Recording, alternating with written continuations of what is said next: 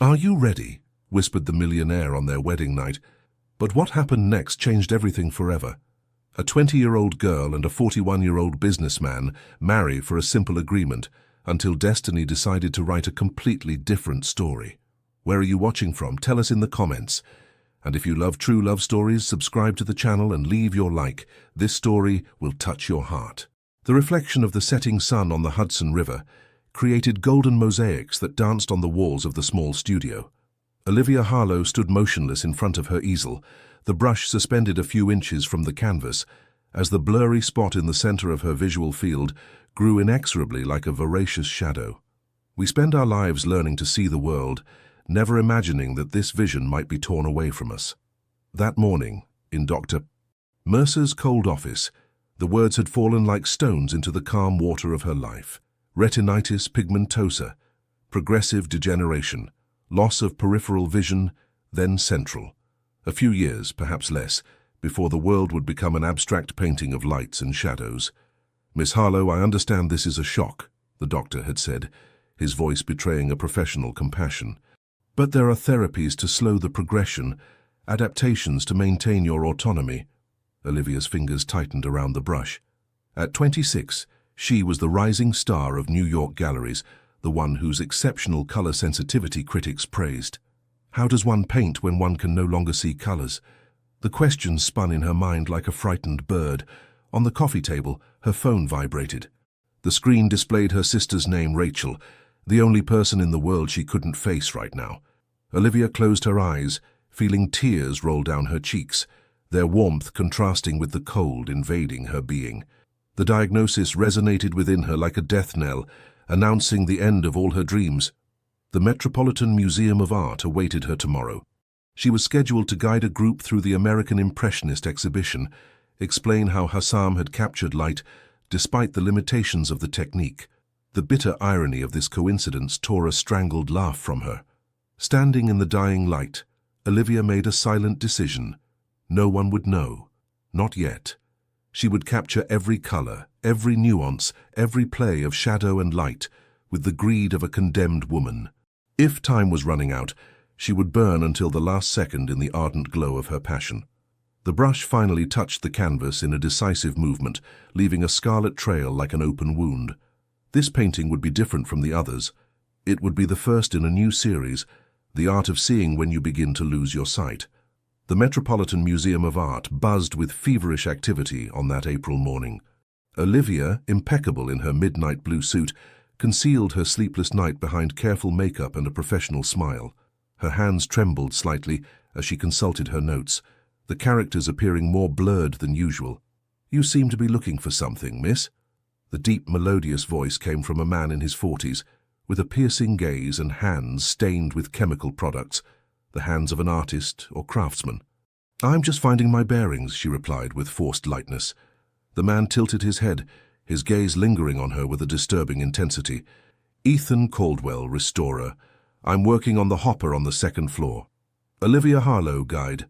I show the museum to people who still need to learn how to see."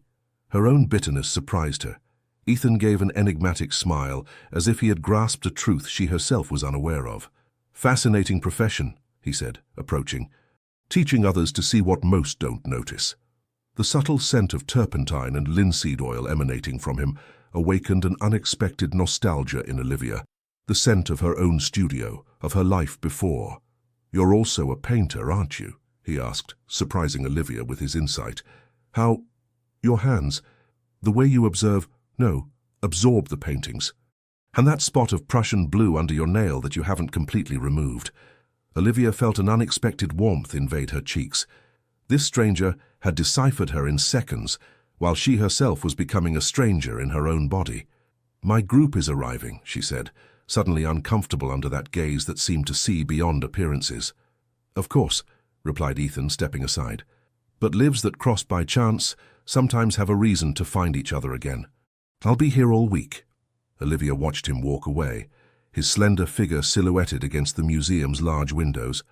Something in his gait betrayed an invisible weight, as if he too carried a burden the world couldn't see. She was pulled from her thoughts by the noisy arrival of a group of European tourists. Taking a deep breath, she composed a serene face and began her presentation in front of Cape Cod Evening by Edward Hopper. Notice how Hopper captures the light filtered through the trees, creating these golden spots on the house and that sense of impending twilight. But as she spoke, she felt her peripheral vision narrowing slightly, like an invisible curtain closing millimeter by millimeter. And in a corner of her mind, the image of Ethan Caldwell persisted, with his stained hands and his gaze that seemed to read her like an open book. The door to the family apartment slammed with a sharp noise that echoed throughout the historic Brooklyn brownstone. Olivia dropped her bag on the hallway floor, exhausted from her day at the museum. Her mother, Diane, appeared in the kitchen doorway, wiping her hands on her apron with that half-worried, half-reproachful expression she had perfected. "You missed your appointment with the specialist," she said without preamble, her voice tense with poorly concealed anxiety. "Dr. Mercer called." The aroma of chicken pot pie cooking on the stove enveloped Olivia like a childhood memory, before art became her obsession, before the future brutally darkened. "I can't spend my life in waiting rooms, Mom," she replied, with more harshness than she intended. Diane approached, her eyes scrutinizing her daughters, as if looking for invisible signs of the disease. "Would you rather wait until you bump into furniture? Until you can no longer distinguish your own paintings?" The word stung Olivia like a slap. She moved away abruptly, bumping into a vase that wobbled dangerously on the console. "I know perfectly well what awaits me, thank you," she shouted, tears in her eyes. "Can you even imagine what it's like to know that everything that gives meaning to your life is going to disappear?" The silence that followed was as heavy as the diagnosis. Diane, a former dancer forced into immobility by a hip injury, intimately knew the pain of losing her passion. Her face softened as she approached her daughter. "Sweetheart, I know it's unfair, but—" "No, you don't know," Olivia interrupted, heading to her room. "No one can know." Lying on her bed, staring at the ceiling where shadows danced, Olivia thought back to her day at the museum. The paintings she had described with a passion amplified by the fear of forgetting them, and that strange man, Ethan Caldwell, whose gaze seemed to understand what she herself refused to accept. Her phone vibrated. A message from her supervisor at the museum. "The restorer wants to meet you tomorrow to discuss the Hopper exhibition. 10 a.m., Restoration Lab." Olivia's heart inexplicably accelerated. She had prepared herself to face progressive blindness, but not the intrusion of a stranger into her self-defense fortress. Across the Brooklyn Bridge, in a Manhattan loft in the Chelsea district, Ethan Caldwell was examining a photograph of the painting he was restoring, Nighthawks by Edward Hopper. Under the harsh light of his lamp, damages invisible to the public appeared clearly.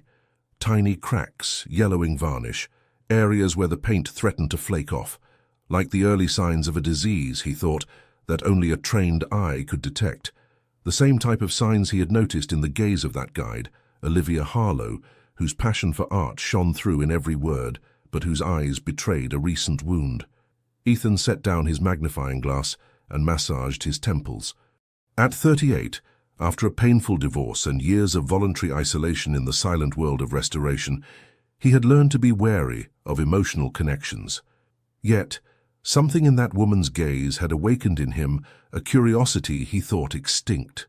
Paintings aren't the only things that deserve to be restored, he thought, turning off the light, but some restorations required an expertise he wasn't sure he possessed.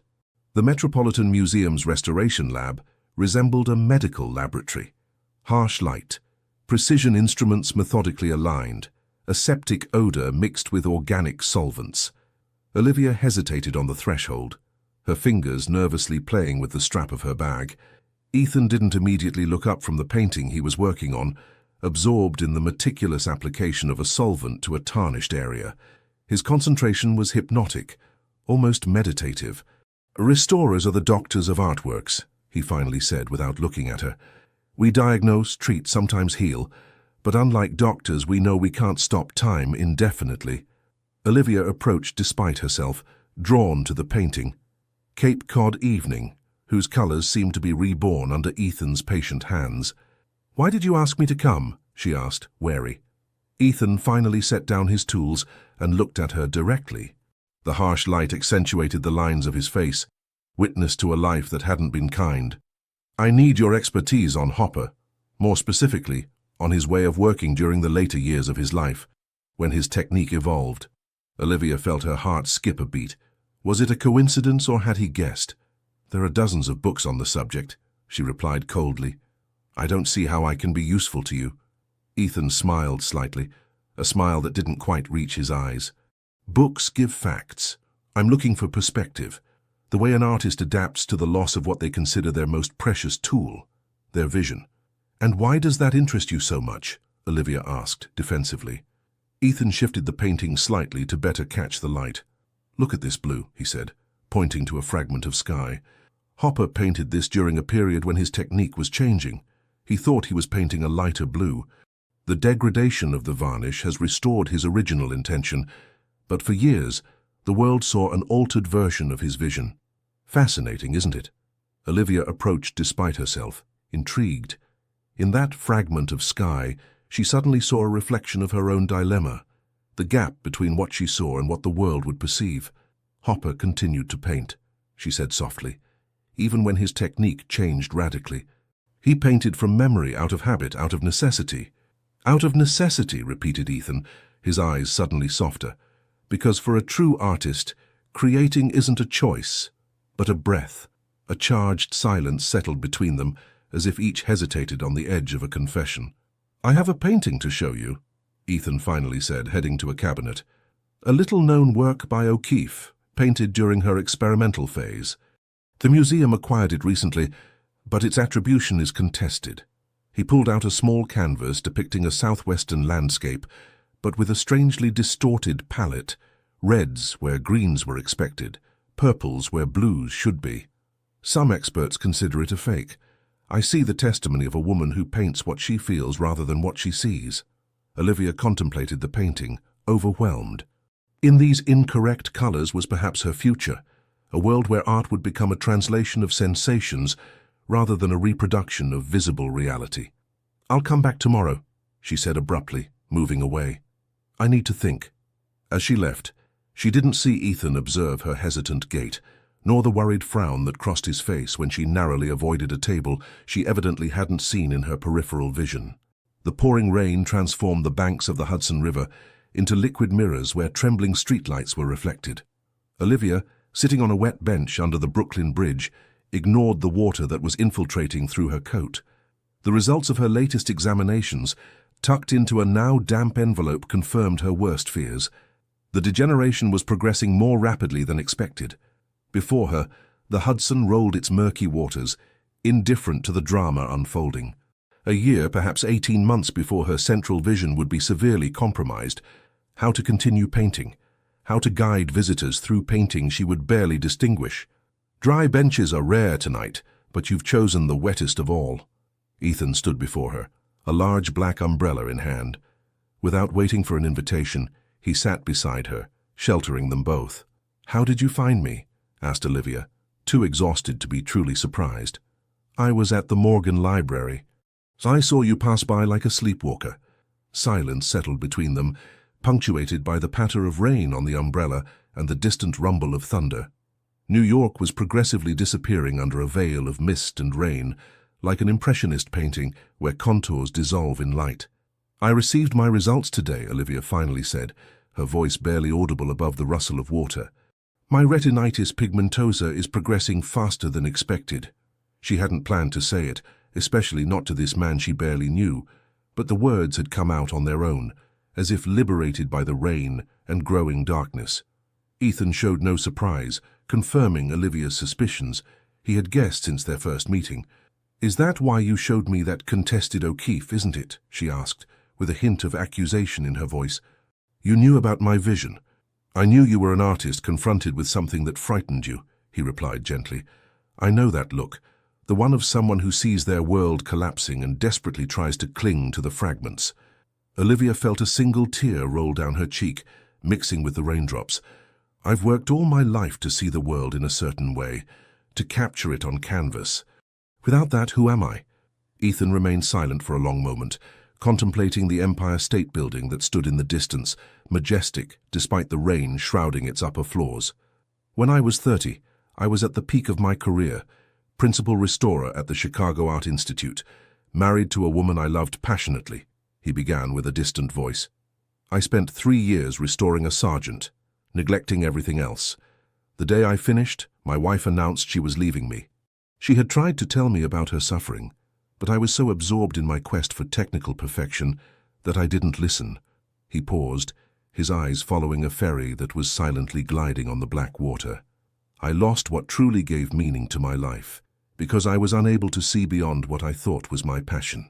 These words touched Olivia more deeply than she would have liked. She had spent the last few days feeling sorry for herself, locked in her fear of losing her identity as an artist. "What should I do then?" she asked, her voice suddenly firmer.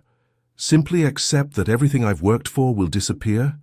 Ethan turned his face toward her, his features barely visible in the half-light. "No, you need to decide whether you are defined by the way you see the world, or by what you choose to do with it." In this moment, suspended between day and night, between vision and blindness, Olivia felt something break within her, not in a painful way, but like a hatching, a metamorphosis. She made a decision that would change everything.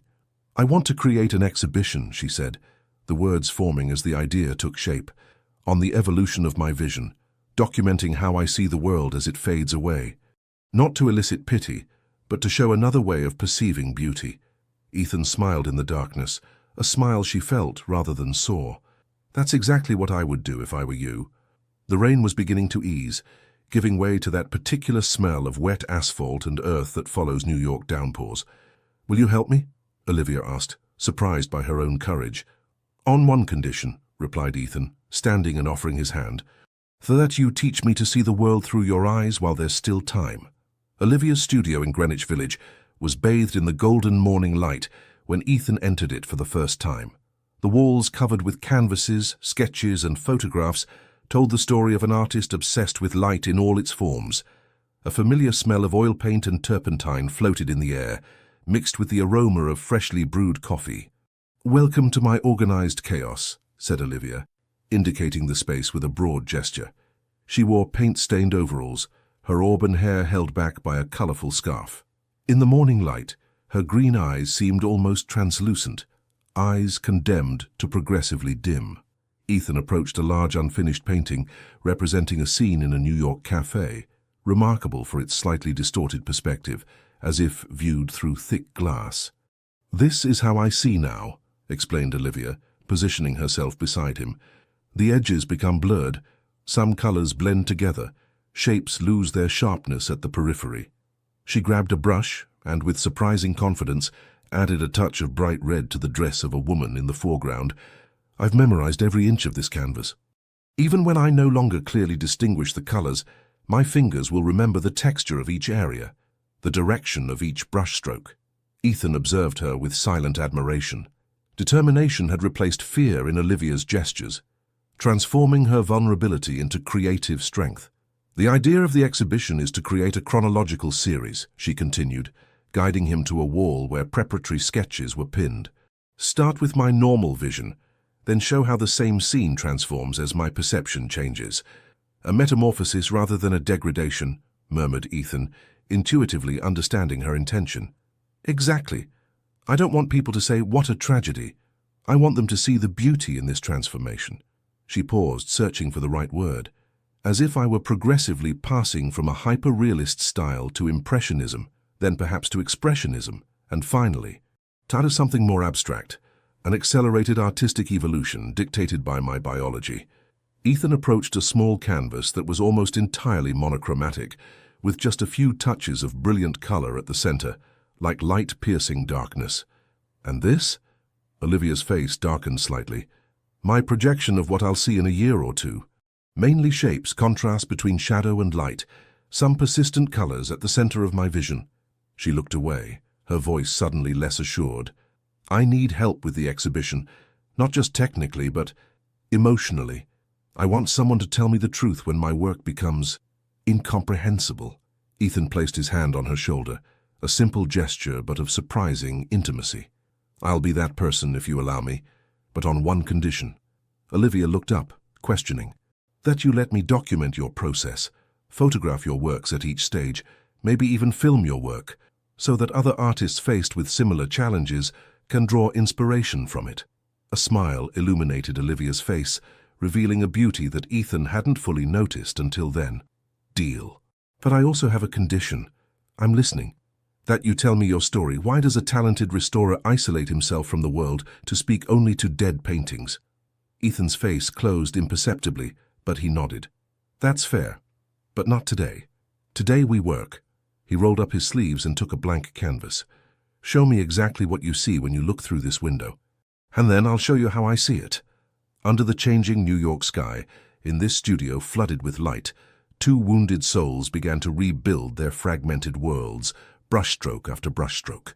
Olivia's phone vibrated incessantly on the studio table, her mother's name flashing on the screen for the 5th consecutive time.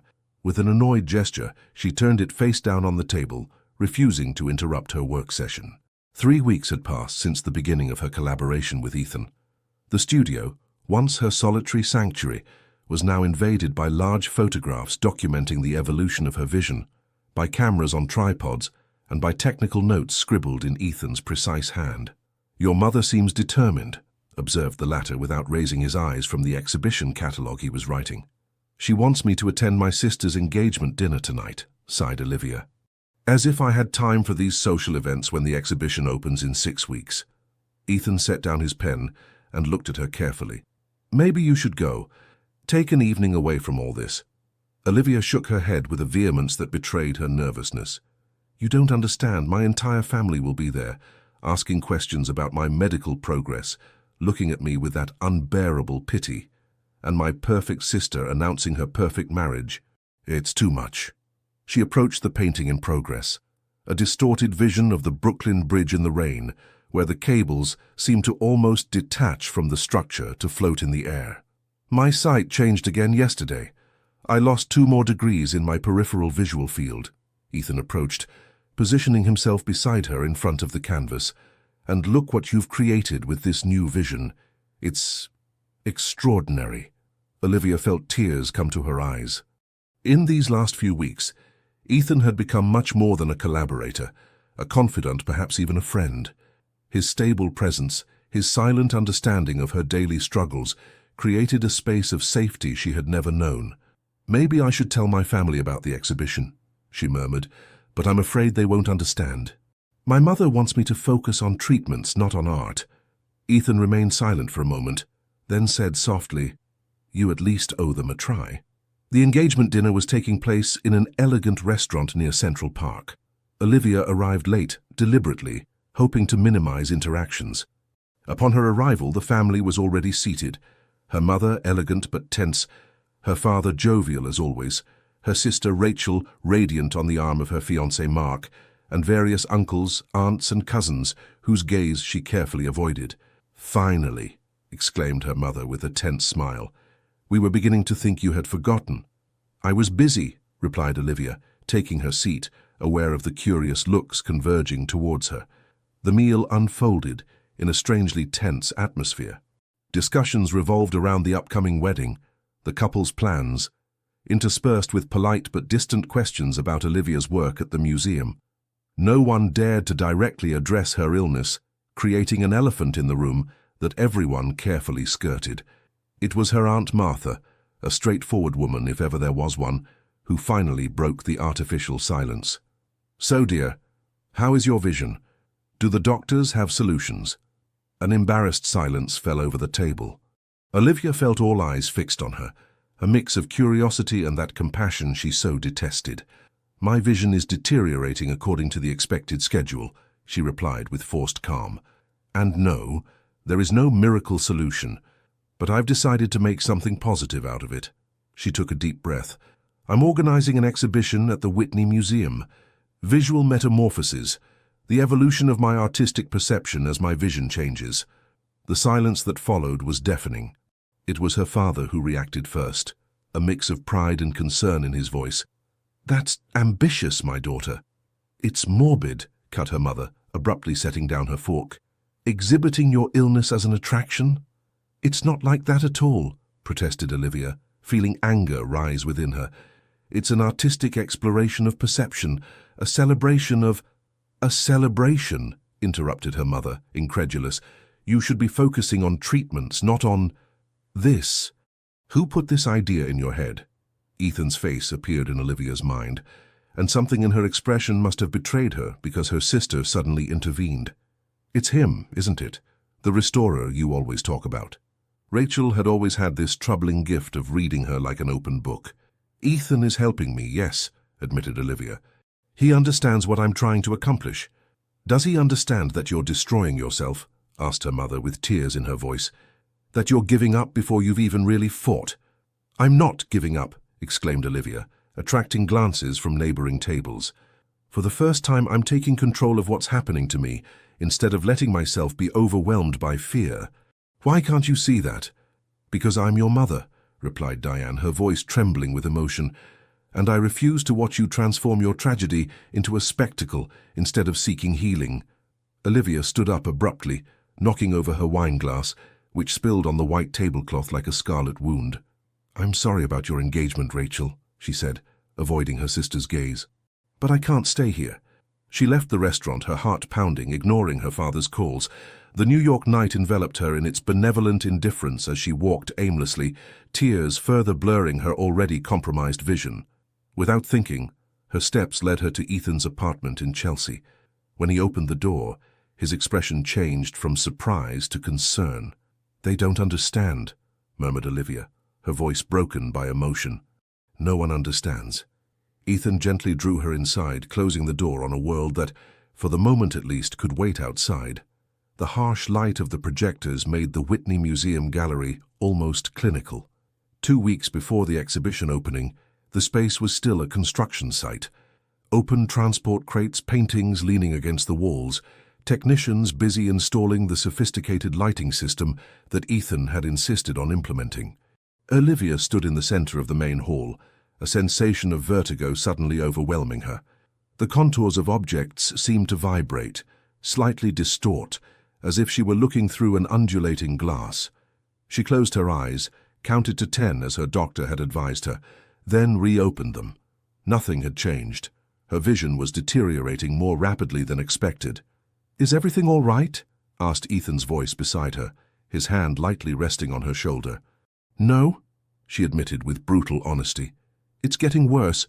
I see differently today." Ethan guided her to a bench, scrutinizing her face with an intensity that made her uncomfortable. How differently, exactly? More blurred at the center, a sort of waves that distort the lines and the colors. She hesitated. "The red of that painting over there should be scarlet, but I see it almost burgundy." Ethan followed her gaze to one of her early works, an urban landscape of Greenwich Village at sunset, where the red of the roofs indeed played a crucial role in the composition. "You should call your doctor," he said gently. "Now." "No," replied Olivia, with a firmness that surprised even herself. "Not before the opening. I can't afford to be distracted or medicated. I need all my concentration." A shadow passed over Ethan's face. "Olivia, your health comes first. The exhibition can wait." "That's easy for you to say," she suddenly burst out. "You're not the one losing your world day by day. This exhibition is all I have left. The only thing that gives meaning to what's happening to me." The silence that followed was charged with unsaid things. Since that night when she had taken refuge at his place after the disastrous engagement dinner, something had changed between them. An intimacy had developed, made up of moments shared in the studio until dawn, deep discussions about art and perception, accidental touches that lingered perhaps a little too long, but Ethan always maintained a certain distance, as if held back by an invisible barrier. "It's not all you have left," he said finally. "You have your family, even if things are tense at the moment. You have your talent that transcends your physical vision. You have—" He broke off, as if unable to finish his sentence. "I have what, Ethan?" asked Olivia, suddenly vulnerable. Before he could answer, the voice of James Bennett, the museum's curator, resonated in the gallery. "Ah, there you both are. I have excellent news." James approached, his usual enthusiasm further amplified by excitement. "The Secretary of Culture will attend the opening. It's a huge media coup for the exhibition." Olivia's forced smile barely masked her exhaustion. "Wonderful," she managed to articulate. "We'll also have several international journalists," continued James, unaware of Olivia's discomfort. Art news, the New York Times, BBC culture. Your story fascinates them all. My story, or my illness? Asked Olivia, with a bitterness she no longer sought to hide. James had the decency to appear embarrassed. Both probably, but it's your art that will make them stay. After the curator's departure, Ethan observed Olivia, who was staring at the exhibition space, her gaze desperately trying to grasp details that increasingly escaped her. "Come," he said gently, "let's go back to the studio. We still have adjustments to make on the last canvases." In the taxi taking them back to Greenwich Village, Olivia remained silent, her forehead pressed against the cool window. The lights of New York passed by, transforming into colored streaks through her altered vision, an involuntarily impressionist spectacle that, in other circumstances, might have been beautiful. "My mother won't come to the opening," she suddenly said. "She called yesterday to tell me." Ethan sighed, searching for the right words. "She's afraid, Olivia, afraid of seeing you suffer, afraid that you're harming yourself by exposing your vulnerability like this." "And you?" she asked, turning her face towards him. "What are you afraid of, Ethan? Why do you always stay at this precise distance, close enough to support me, but never enough to really touch me?" The question floated between them, charged with all the tensions accumulated in these last weeks. Ethan looked away, observing the Hudson River that sparkled under the nightlights. "I'm afraid of not being what you need," he finally admitted. "I'm afraid you're turning to me because I'm here, because I understand your art, but not necessarily for who I am." The taxi stopped in front of Olivia's building. She opened the door but turned before getting out. "You're wrong," she said simply. "You're exactly what I need, but I can't fight on all fronts at once, my vision, my family, the exhibition, and now us. Something has to give." She got out of the taxi, leaving Ethan alone with these words that resonated like a provisional goodbye. As she entered the building, her phone vibrated, a message from her doctor confirming that rapid vision changes required immediate consultation. Olivia turned off her phone and slowly climbed the stairs to her studio. She had an exhibition to complete, and the rest of the world, including her declining health and the complex feelings she had for Ethan, would have to wait. The studio bathroom seemed to spin around Olivia as she splashed cold water on her face. In the mirror, her reflection appeared to her as through a fog, her features distorted by invisible waves, the colors slightly offset like in a poorly developed photograph. 3 days before the exhibition opening, and her central vision was degrading at an alarming rate. The ringtone of her phone resonated in the silent apartment, probably her doctor again, or her mother, or Ethan. All these well-intentioned people who didn't understand the essential. She had to finish what she had started, at any cost. Ignoring the call, she returned to the studio, where the last canvas of the series awaited her, the one representing her future vision as she imagined it. Cruel irony. Reality was already catching up with this artistic projection. Her hands trembled slightly when she grasped the brush, but her determination remained unshakable. An hour later, as she struggled to distinguish the subtle nuances on her palette, the studio door opened abruptly.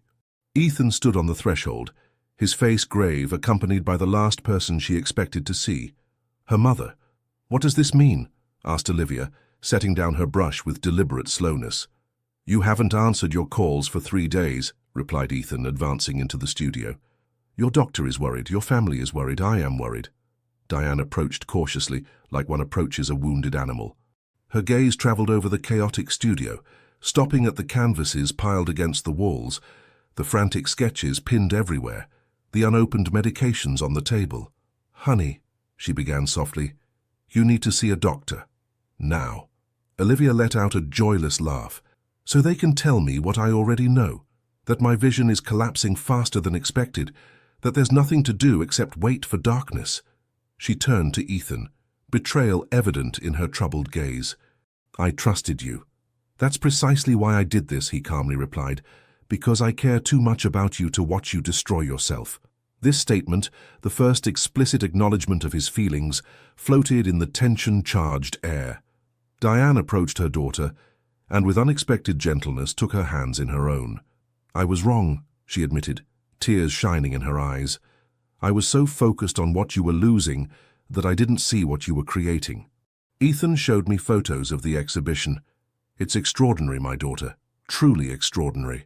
The sincerity in her mother's voice shook Olivia's defenses more than any confrontation could have done. "But now, you need to take care of yourself," continued Diane, "so you can be present at your opening to live this moment you've created."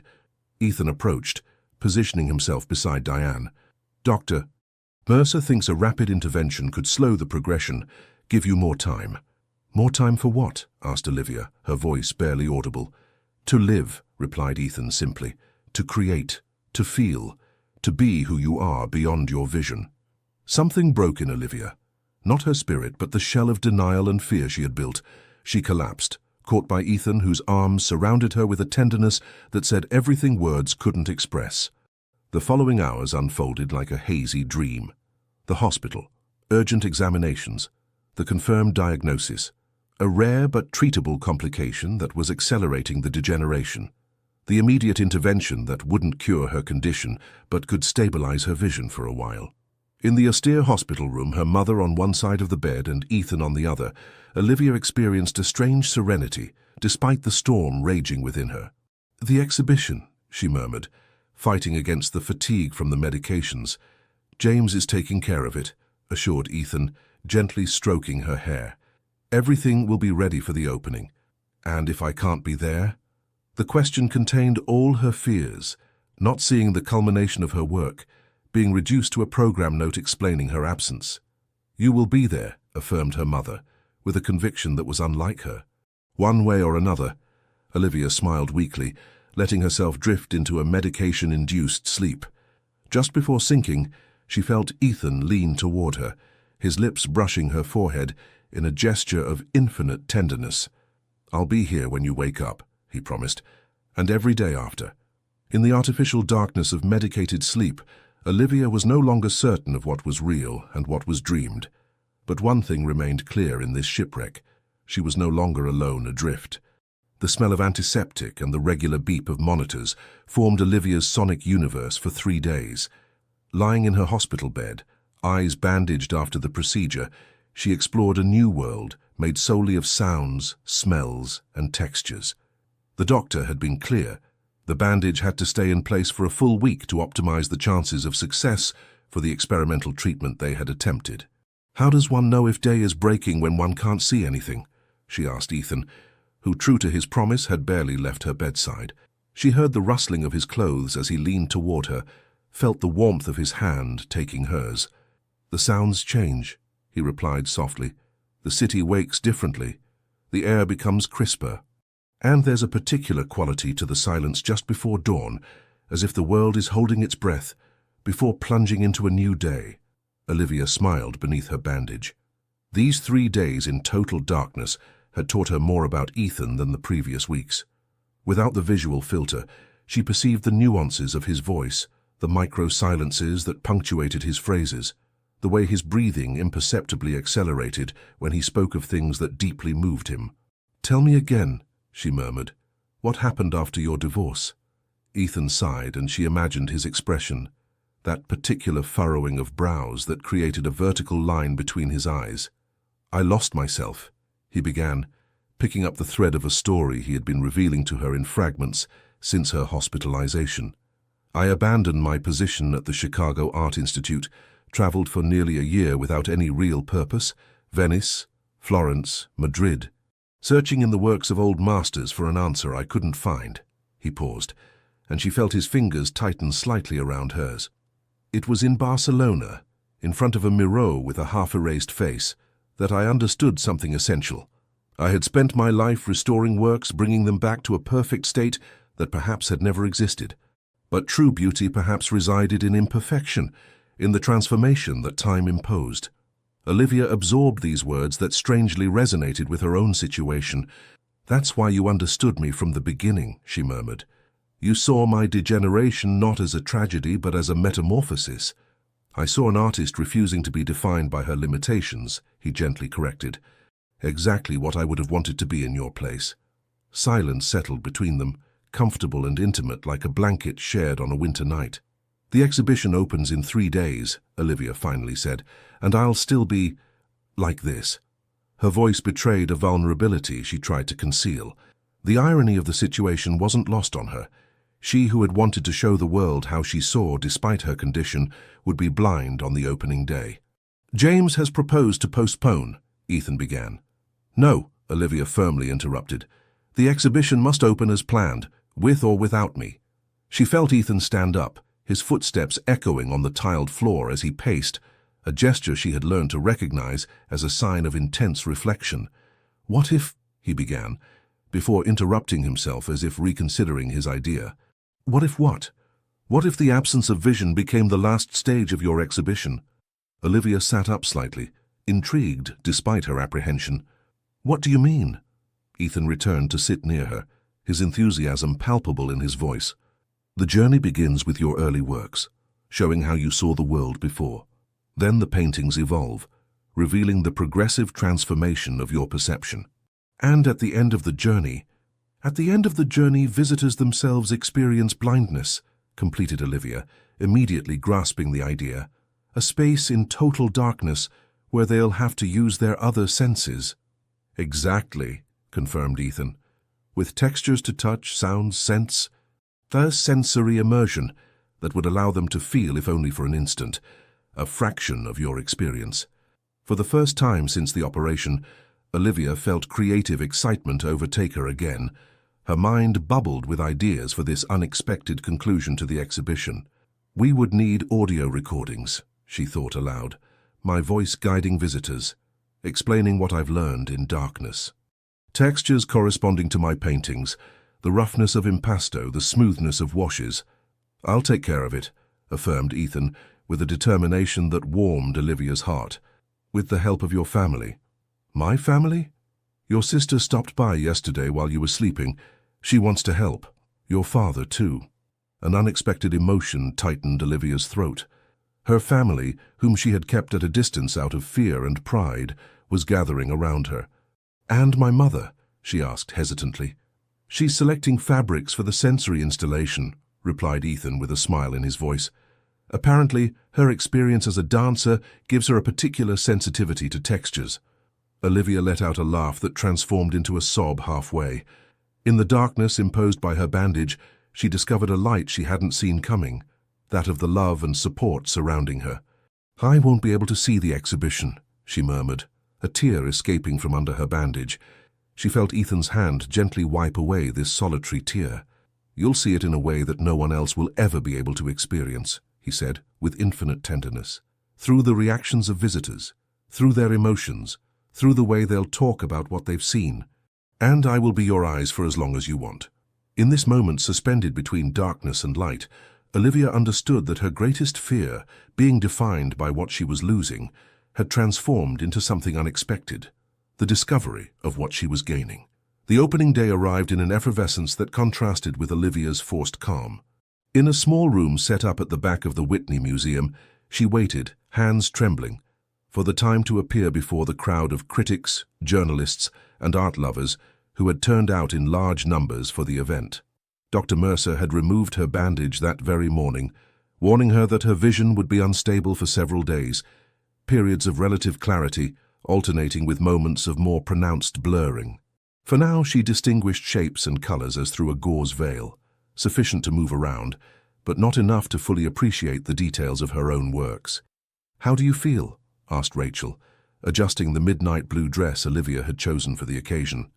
"Terrified," she admitted with a nervous smile. "What if no one understands? If this exhibition is just an exercise in self-pity, as Mom feared?" Rachel took her sister's face in her hands, gently forcing her to look at her. "I've seen the exhibition, Olivia. It's not pity you're going to inspire, but admiration. You've transformed something deeply personal into a universal experience about perception, transformation, resilience." A light knock on the door interrupted their conversation. Ethan entered, elegant in a dark suit that contrasted with his usual casual studio attire. He stopped short upon seeing Olivia, an expression of pure wonder crossing his face. "You're magnificent," he said simply. Rachel discreetly slipped out, leaving the two alone in the intimacy of this moment. "How are the reactions?" asked Olivia, nervous. Ethan approached, taking her hands in his. "Extraordinary. There's a line extending to the end of the block. The Secretary of Culture has already arrived, as well as 3 directors of international museums. And, he hesitated, as if keeping the best news for last. And, your ophthalmologist is here too, with several of his patients affected by retinal degeneration. Your story has touched them, Olivia. You've created something that goes beyond art. You've given a voice and visibility to an experience that many go through in isolation. Tears came to Olivia's eyes, further blurring her already fragile vision. Ethan tenderly wiped them away with his fingertips. "Are you ready?" he asked softly. "Not really," she admitted, with a small, nervous laugh. "But let's go anyway." Ethan offered her his arm, and together they went out to face the spotlight and the murmur of the crowd that intensified at their appearance. The journey through the exhibition was a surreal experience for Olivia. Although she knew each painting by heart, seeing them hung in this solemn space, surrounded by people contemplating them attentively, gave them a new dimension. Her fluctuating vision transformed the experience into a succession of impressions, sometimes clear, sometimes blurred, like the paintings themselves that documented her changing perception. The comments she caught in passing touched her deeply. It's as if Hopper and Turner had merged to create something entirely new. You physically feel the transformation of her vision. It's the first time I truly understand what it means to see differently. In front of the last room, the space of total darkness they had created, stood her mother, welcoming visitors with moved dignity and explaining to them the principle of this sensory experience. When she caught sight of Olivia, her face lit up with unbridled pride. "My daughter," she murmured, embracing her, "you've created something extraordinary. Forgive me for not seeing it sooner." In this moment of reconciliation, Olivia felt a missing piece of her heart fall back into place. The exhibition, born of her fear and resistance, had become a bridge not only between her and the public, but also between her and her own family. Later in the evening, as the crowd began to thin, Ethan led her to a small side room that she didn't remember having included in the journey. "What is this?" she asked, intrigued. "My personal contribution," he replied mysteriously, opening the door. The space was plunged into a half-darkness, illuminated only by small directional lights that illuminated a series of photographs on the wall. Coming closer, Olivia recognized with astonishment her own face, a visual chronology capturing her moments of work in the studio, her expressions of intense concentration, of doubt, of creative joy. In each image, Ethan had captured something of her that she herself had never seen, an intense beauty in her vulnerability, a quiet strength in her moments of uncertainty. "You've been photographing me all this time?" she murmured, moved beyond words. "I documented the process as agreed," he replied softly. "But these photos were for me, to capture the extraordinary woman I was getting to know, not just the artist, but the person." He approached her, his gaze more expressive than all the words he could have spoken. "While you were learning to see the world differently through your condition, I was learning to see differently through you, to understand that beauty doesn't reside in perfection, but in constant transformation. That true art often arises from limitations that are transcended." He took her face in his hands with infinite tenderness. "I've fallen in love with you, Olivia Harlow. Not despite your condition, but with it, because it's part of who you are, of this courageous and brilliant woman who refuses to let anything define the limits of her creativity." In this intimate room, away from the gazes and whispers of admiration, Olivia felt something bloom within her, a feeling that had germinated in adversity and now flowered in the subdued light of this shared revelation. "I may see the outside world less well," she murmured, drawing closer to him, "but I've never seen so clearly what truly matters." Their lips met in a kiss that carried the promise of a new beginning, not the end of a struggle, but the start of a shared adventure, where each change, each challenge, would become an opportunity to see life in a new light. 6 months had passed since the triumphant opening of the Visual Metamorphoses exhibition. The success had exceeded all expectations. After New York, the exhibition had traveled to London, then to Paris, everywhere eliciting the same mix of artistic fascination and awareness, raising about visual disorders. In the studio, bathed in the golden light of spring, Olivia contemplated a new canvas, her gaze alternating between moments of clarity and more blurred phases, a rhythm to which she had become accustomed since the experimental treatment had partially stabilized her condition. She would never be completely cured, But this stabilization offered her a precious creative reprieve. The phone rang, displaying the name of her art agent. After the exhibition, proposals had poured in. Prestigious galleries, private commissions, invitations to artist residencies.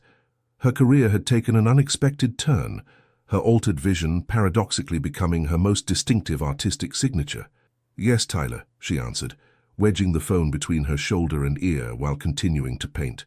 "No, I haven't decided yet about the Guggenheim proposal. Yes, I understand it's an exceptional opportunity." She smiled, hearing the affectionate exasperation of her agent. For the past few months, she had been taking her time with each decision, savoring the luxury of being able to choose her path rather than being carried away by the urgency to create before her sight completely disappeared. "I promise you an answer by the end of the week," she concluded before hanging up. Footsteps on the stairs announced Ethan's arrival. Since the exhibition, he had progressively moved his restoration workshop to her place, transforming part of the space into a miniature laboratory where he worked on independent projects while continuing his collaborations with museums.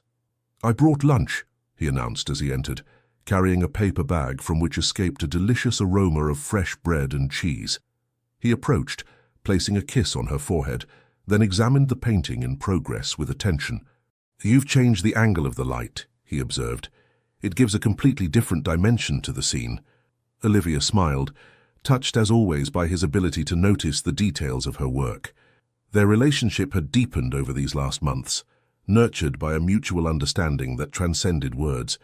Ethan had learned to be her eyes when she needed it, without ever treating her as a diminished person. And she had learned to trust him, to lean on him without fearing to lose her independence.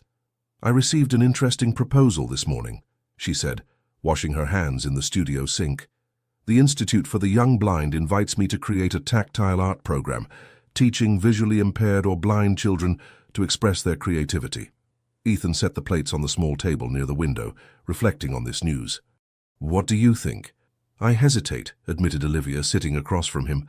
"I've never taught, and I'm not yet totally blind. Do I have the legitimacy to do it?" Ethan cut the still warm bread, the comforting scent invading the space between them. "You have something that few people possess, the experience of transition. You understand both the world of the sighted and the one that's opening up to you now. It's precisely this intermediate position that makes you so valuable." Olivia pondered these words while savoring the simple but delicious meal. Over the months, she had discovered that her gustatory and olfactory perception was becoming more refined as her vision diminished, a natural compensation that unexpectedly enriched her daily experience. "I also had news from my mother," she said after a moment. "She has started dancing again. Not professionally, of course, but she's giving expressive movement classes for seniors. She says that my exhibition reminded her that limitations can become strengths if approached differently." Ethan smiled, happy about this evolution. The relationship between Olivia and her family had been profoundly transformed since the exhibition, a new mutual understanding replacing the tensions of before. "And you?" she asked, noticing a contained excitement in his attitude. "I seem to have something to tell me." Ethan hesitated for an instant, then pulled out an envelope from his pocket. "I received a proposal from MoMA. They want to create a special restoration department focused on accessible art, developing methods so that works can be appreciated by visually impaired people. Tactile techniques, 3D reproductions, sensory translations of masterpieces." "That's wonderful," exclaimed Olivia, sincerely enthusiastic. "It's exactly what you're made for." "There's an important detail," added Ethan, his gaze softening. "They want it to be a joint project, you and me, combining our expertise." The silence that followed was charged with possibilities. Olivia felt an intense emotion overtake her, not the fear that had so long accompanied her in the face of the future, but a deep excitement at the idea of this new path opening up before them. "We could create something unique," she murmured, her mind already bubbling, imagining art no longer just as a visual experience, but as a complete sensory symphony. Ethan took her hand across the table, his fingers intertwining with hers in this gesture that had become so familiar. "That's what I love about you, Olivia Harlow. You never see the limits, only the possibilities." In the spring light that transformed the studio into a golden casket, Olivia contemplated the man who had chosen to share her journey. Through him, through his love and understanding, she had discovered that losing one way of seeing the world didn't mean losing its beauty, only perceiving it differently, perhaps even more deeply. "I have a condition," she said, with a mischievous smile. "Which one?" "That you officially move in here. No more going back and forth between our two apartments. A life together completely." Ethan stood up, walked around the table, and knelt before her, his face level with hers. "I was waiting for you to ask me," he murmured, before tenderly kissing her. In this kiss, in this shared promise, Olivia felt that her life was taking on a new color, a shade she would never have imagined in her palette before, but which proved to be richer and more vibrant than anything she had known until then. The amphitheater of the Institute for the Young Blind buzzed with palpable excitement. Exactly 1 year after the opening of the Visual Metamorphoses exhibition, Olivia stood on the stage, her heart beating at a frantic rhythm. Before her about 50 children and teenagers, some totally blind, others visually impaired like her, awaited the presentation of their collective exhibition. "Art isn't just what you see," she began, her voice carrying to the back of the hall. "It's what you feel, what you imagine, what you create from all our perceptions."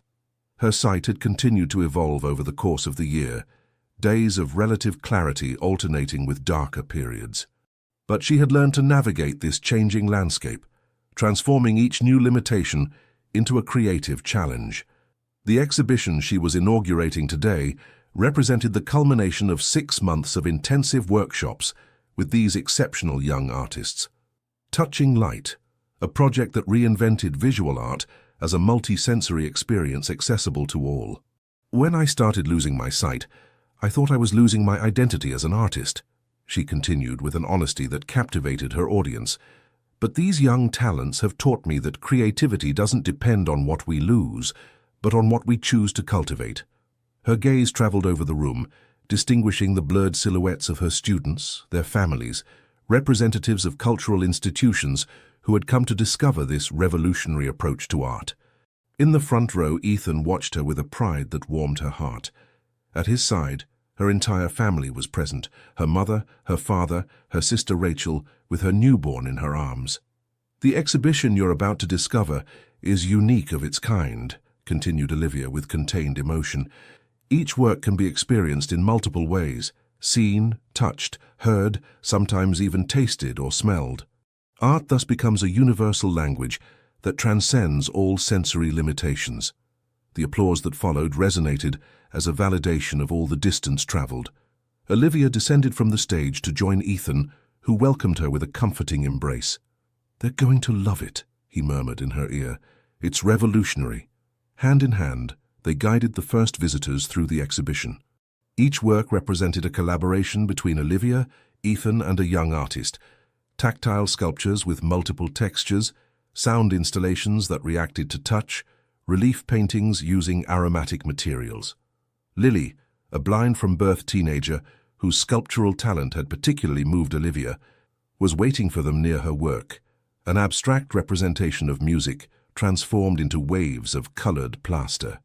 "Miss Harlow!" she exclaimed, recognizing Olivia's footsteps. "What do you think of the final version?"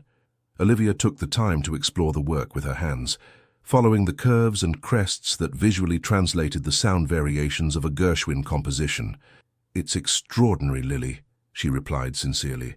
"You've captured exactly the essence of the music in a form that everyone can understand, whether they see or not." The teenager's radiant smile was worth all the world's successes. In these moments, Olivia realized how much her own loss had opened unexpected doors, not only for her, but for all these young people who finally found a space where their unique perception of the world was valued rather than considered a handicap. Later in the evening, while the exhibition was experiencing resounding success, Olivia slipped away for a few minutes to breathe in the Institute's garden. Night had fallen, transforming New York into a symphony of blurred, twinkling lights that danced at the limit of her perception. Ethan joined her, slipping an arm around her waist with that tender familiarity that characterized their relationship. "What are you thinking about?" he asked softly. "About all the distance traveled," she replied, resting her head against his shoulder. 2 years ago, I thought my life as an artist was over. Today I realize it was just beginning. Ethan contemplated the night landscape with her, respecting this moment of reflection. "MoMA confirmed this morning," he said finally. "Our accessible art department officially opens next month. 5 international museums have already asked to collaborate with us." The project they had developed together was taking on a scope that neither one could have imagined. Their innovative approach to art, merging Ethan's restoration techniques with Olivia's transformed artistic vision, was creating a new way of apprehending cultural heritage. "We're really changing things, aren't we?" murmured Olivia, a deep emotion in her voice. "You are changing things," corrected Ethan. "I'm just following your extraordinary inner light." In the intimacy of this New York garden, Olivia pulled from her pocket a small box that she had carried all day, waiting for the perfect moment. "I have something for you," she said, holding it out to him. Surprised, Ethan opened the box to discover an antique key, patinated by time, suspended from a silver chain. "What is—" "The key to the house in Vermont," explained Olivia with a smile. "The one we talked about. I bought it last week, an old farmhouse near Burlington, with a studio bathed in that northern light you love so much." Ethan remained speechless with surprise, his fingers caressing the key like a talisman. "Our refuge," she continued softly. "A place to create, to teach, perhaps away from the New York tumult. Not now, not right away, but when we're ready. Our next chapter." He drew her against him in an embrace that said everything words couldn't express: gratitude, love, wonder, before this woman who, facing adversity, always chose to create new possibilities. "I have another piece of news," murmured Olivia against his neck, her voice barely audible. "We won't be alone in this house." She took his hand and placed it gently on her belly, still flat, but bearer of a promise that would forever change their lives. "You're—" Ethan broke off, unable to finish his sentence. So much was the emotion gripping him. 2 months pregnant," confirmed Olivia. "Our most personal masterpiece."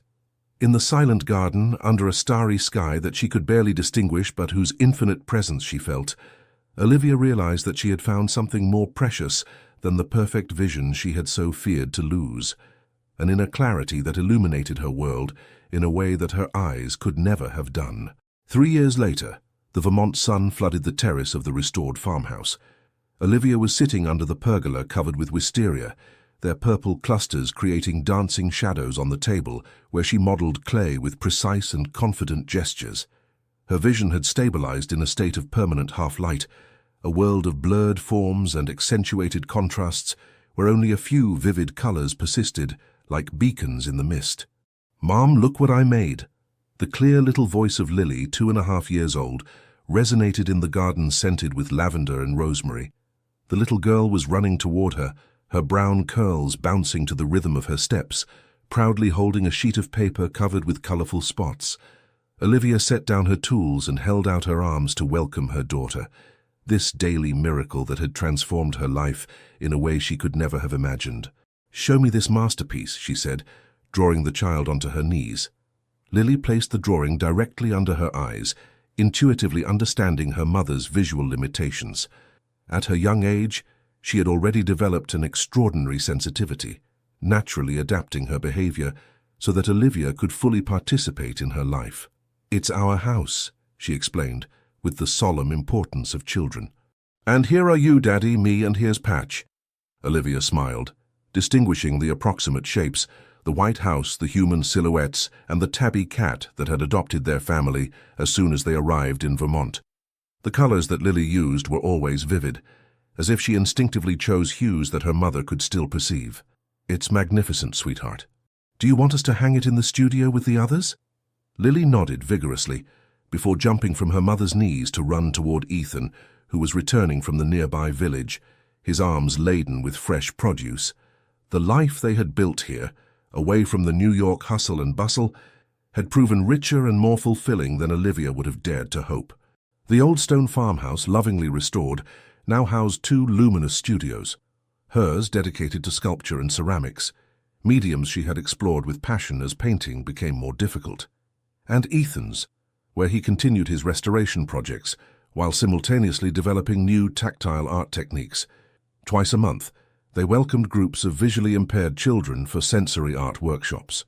The rest of the time, they shared their life between their creative projects, their continued collaboration with MoMA, and Lily's education. this luminous child who was growing up with a unique perception of the world, straddling the conventional vision and the heightened sensitivity to other senses that her parents transmitted to her. Ethan approached, depositing a kiss on Olivia's forehead before sitting beside her. "News from New York," he announced, pulling a letter from his pocket. "The Guggenheim wants to extend our accessibility program to their entire collection of abstract expressionists. And your mother called. The adapted dance school she created is receiving a grant from the National Endowment for the Arts." Olivia smiled, touched by these developments.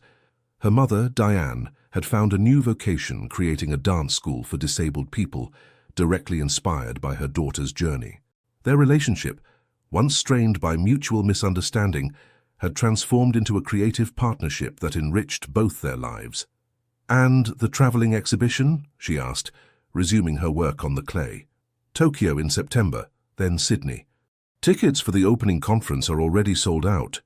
The Visual Metamorphoses exhibition had taken on an international dimension that they would never have imagined, traveling around the world and inspiring other artists confronted with similar challenges. Olivia continued to add new works to it each year, documenting the evolution of her perception and the creative adaptations she developed. Lily returned to them, settling on her father's knees to observe her mother modeling clay.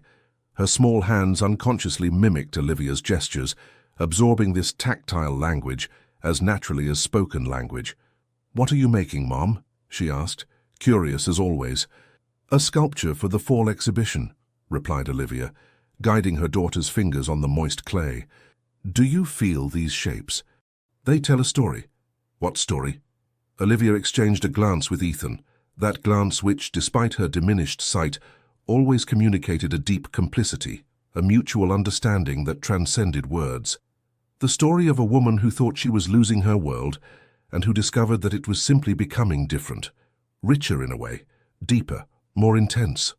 Lily nodded with that particular seriousness of children faced with essential truths. "Like when you close your eyes to better listen to music?"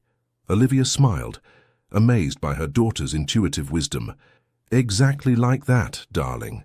Evening was gently falling on the Vermont countryside, bathing the landscape in a golden light that Olivia perceived as a diffuse warmth rather than a precise visual spectacle. Ethan lit the lanterns suspended from the pergola, creating a luminous halo that defined their family space in the growing dusk. Later, after putting Lily to bed, they settled on the terrace with glasses of local wine, savoring the scented silence of the New England night. Crickets were singing their summer melody, and in the distance, the village church bell was ringing 9 o'clock. "I regret nothing, you know," Olivia suddenly said, breaking the comfortable silence that had settled between them. "Sometimes I wonder if I would have become the artist I am today without this trial. Without you." Ethan took her hand, gently caressing the palm marked by years of artistic work. "You would have found your way, one way or another," he said with conviction. "You've always had this inner light. The retinitis just changed the way it expresses itself." Olivia stood up, drawing him toward her in a fluid movement that testified to her perfect mastery of space, despite her limited vision. "Dance with me," she murmured, naturally slipping into his arms. Without any music other than the song of the crickets and the light rustling of the breeze through the maple trees, they danced slowly on the terrace, their bodies finding that familiar rhythm, born of years of shared life. Olivia closed her eyes, savoring the sensation of absolute security in the arms of this man who had chosen to see the world through her, with her, for her. "Do you know what I've understood after all these years?" she asked softly. "Tell me. That seeing isn't just a question of external light, it's also, and perhaps mostly, a question of inner light, that clarity that allows us to discern the essential beyond appearances." Ethan held her more tightly, touched by this truth they had discovered together. "That's what you've taught so many people," he murmured against her hair. "Beginning with me." The Vermont night enveloped them in its dark velvet, punctuated with stars that Olivia no longer distinguished, but whose eternal presence she felt. In this scented garden, between the walls of this house that already resonated with so many memories, she experienced a fullness she would never have thought possible at the time of the diagnosis that had upended her life. Her vision continued to transform day after day, season after season. But she had ceased to fear these changes, now welcoming them as invitations to explore new ways of perceiving and creating. Each limitation became a challenge, each challenge an opportunity, each opportunity a rebirth. And in this silent dance under the invisible stars, Olivia Harlow celebrated the most beautiful of discoveries, that of a love and a life which, far from being diminished by adversity, had revealed themselves infinitely richer and deeper through it. "I love you," she murmured simply. "And I love you," replied Ethan, his voice carrying all the promises of a future they would continue to create together, chisel stroke after chisel stroke, day after day, in the precious stone of their shared life.